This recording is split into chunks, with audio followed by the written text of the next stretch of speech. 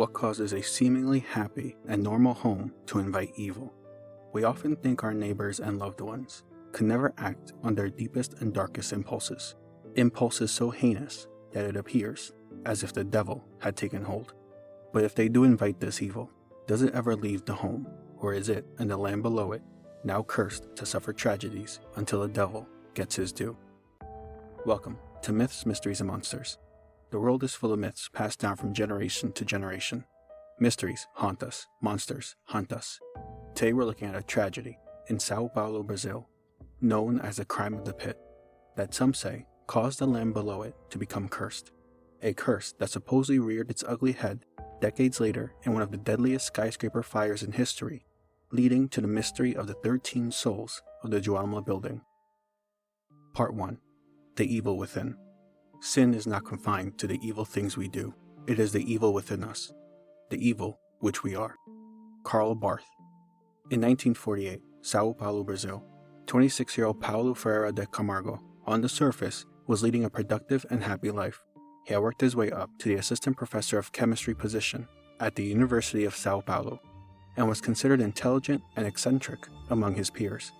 His eccentricities at one point even led him to be reprimanded by his superiors for his unconventional test using a firearm to, quote, verify the effects of friction on the materials that make up gunpowder. On top of this, Paulo had begun a relationship with 23-year-old nursing assistant Exaltina dos Amados. It had blossomed to a point where Exaltina's mother loved him like a son. Meanwhile, in his one-story home, Paulo took care of his ailing mother and two younger sisters. The three even agreed to let Paulo bring his experiments home to avoid any other reprimandations from his superiors. But under the facade of a happy life, Paulo's relationship and work were much darker than he let on. Paulo had run more than just one test using a firearm at the university. One even led to the police being called to question Paulo on why he brought a firearm to the school. After less than a day, the police eventually let him go, on the condition he no longer brought the firearm to campus. Paulo's home life had also recently become stressful. His 56-year-old mother Benedita had been diagnosed with cancer and required regular treatment at the hospital. His 23-year-old sister Maria suffered from epilepsy, and finally, his 19-year-old sister Cordelia was diagnosed with schizophrenia. The mounting pressure of bills and appointments had become too much for Paulo. The only thing that seemed to be going right was his relationship with Exaltina, until his family found out. Prior to meeting Paulo, Exaltina had fallen in love with another man and lost her virginity. At the time, this made Exaltina a social outcast, and Paulo's mother and sisters did everything they could to attempt to end the relationship. While their relationship withstood the verbal attacks, Paulo buried himself in his at-home experiment. He was planning to create a fertilizing system in his backyard, but would first need to build a new water source, so he hired some men to help him dig up a well in the backyard of his home. By the end of October 1948, the well was built and ready to use. But first, Paulo told his friends and Exaltina that the four at home needed to take a vacation together to de-stress from their recent troubles. On November 5th, the family set out, but just a few short days later, Paulo reached out to his friends and Exaltina, telling them of the tragic news. His mother and sisters had died in a car accident while on the trip. The news eventually reached a half-brother of Paulo's named Carlos, who questioned him about the details and pressed on why the accident hadn't been in the paper. Over the course of the next 2 weeks, Paulo's story changed from a simple car accident to the car driving off of a cliff. These changes, an inconsistent story, led Carlos to inform the police. Before the police would approach Paulo, they first questioned his colleagues at the university. One of his superiors informed the police of the strange questions Paulo had made prior to his trip regarding chemicals that can decompose bodies. The police questioned his neighbors, who found the well in the backyard strange, since right after the trip, and before Paulo could conduct any experiments, he sealed the well up, preventing its use in the future. Finally, Exaltina was also questioned. She told police of Paulo's mental state after the fights he had with his family regarding their relationship. Paulo had complained to Exaltina about the increasing difficulty he had dealing with them, and how tired he was of it. On November 23, 1948, the police arrived at the home of Paulo, who appeared calm and friendly. After some questioning, the police turned their attention to the sealed well in the backyard. Still, Paulo maintained his composure, informing them they are free to unseal it and take a look for themselves. He even offered to help. Within minutes, firefighters arrived to help break the seal open. As the cracks began to form, Paulo excused himself to the bathroom for a moment. The police and firefighters pulled apart the stone slabs, illuminating the well, when from behind, a gunshot rang out. The police rushed into the home, weapons drawn, lowering them as they entered the bathroom. On the floor lay Paulo, with a self-inflicted gunshot wound to his heart. Back outside, firefighters were shocked at what they found at the bottom of the well. The bodies of 56-year-old Benedita, 23-year-old Maria, and 19-year-old Cordelia laid rotting at the bottom. Each had been tied up, shot twice, and had a black veil placed over their head before being tossed into the well. As for motive, the police were never able to pinpoint exactly why Paulo carried out the murders, since there was no suicide note left. The troubles at home and issues with his relationship with Esaltina were just speculation. The only thing they did know for sure is one man tragically cut short the lives of his own family before taking his own. Soon, a dark cloud loomed over the home. Before long, people claimed the boarded-up home was haunted, with distant screams coming from either the home or what was left of the pit. In the early 1950s, the home was demolished, leaving just an empty lot, but that didn't deter others from still claiming to feel a curse had fallen onto the land. Some would even call it the home of the devil. Part 2. The Devil Comes Knocking.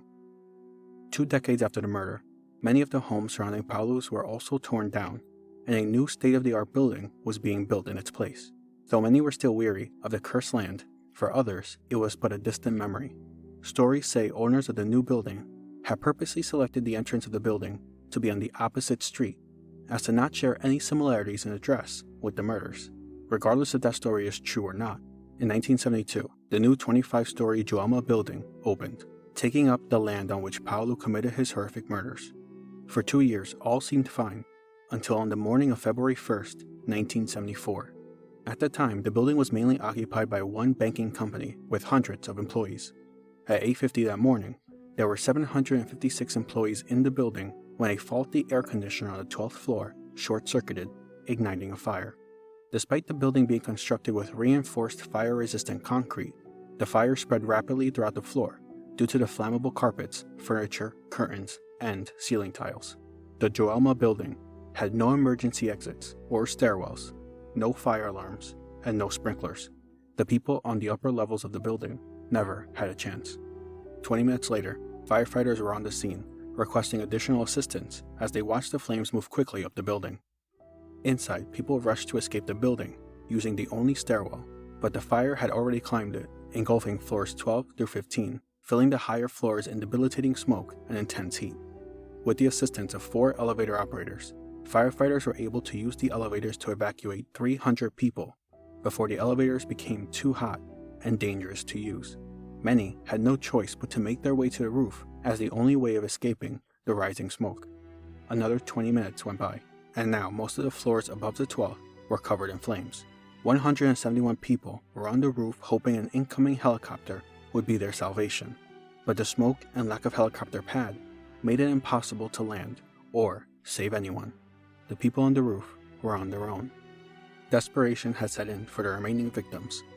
From the roof and balconies, they could see several stories down the fire ladders that had only been able to reach the 15th floor. 40 people jumped, attempting to reach the ladder, seeing it as their only hope.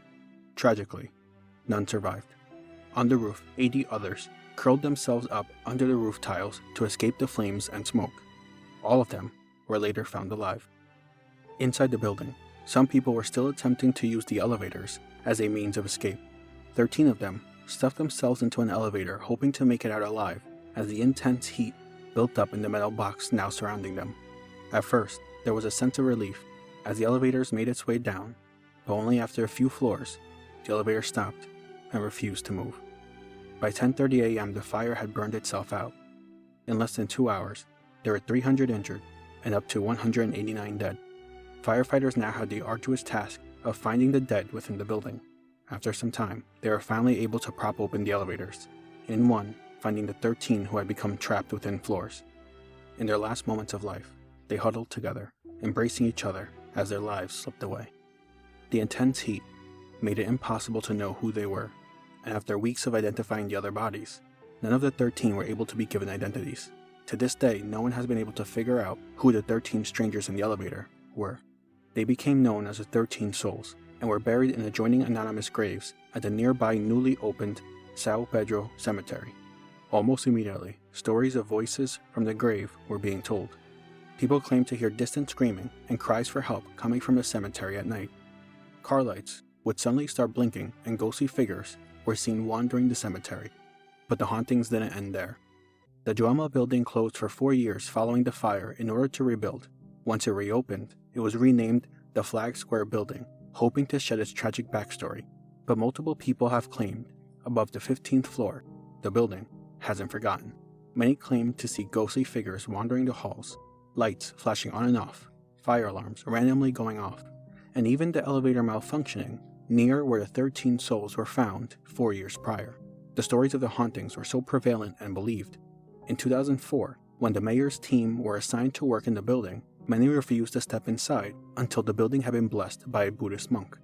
The act made the news, and the Buddhist monk was later interviewed on TV, where she stated she purified their working areas, but had warned the team she could do nothing about the other spirits that were roaming the upper floors. And she wasn't the only one willing to go on TV regarding the spirits in and around the building. Luis Nunez, the caretaker of the Sao Paulo Cemetery, where the 13 souls were put to rest, has claimed to hear the voices of the 13 coming from their graves at night.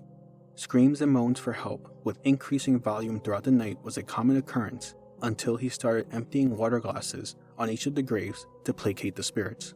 He claims if he doesn't pour water onto the graves, the spirits become restless, reliving their final moments.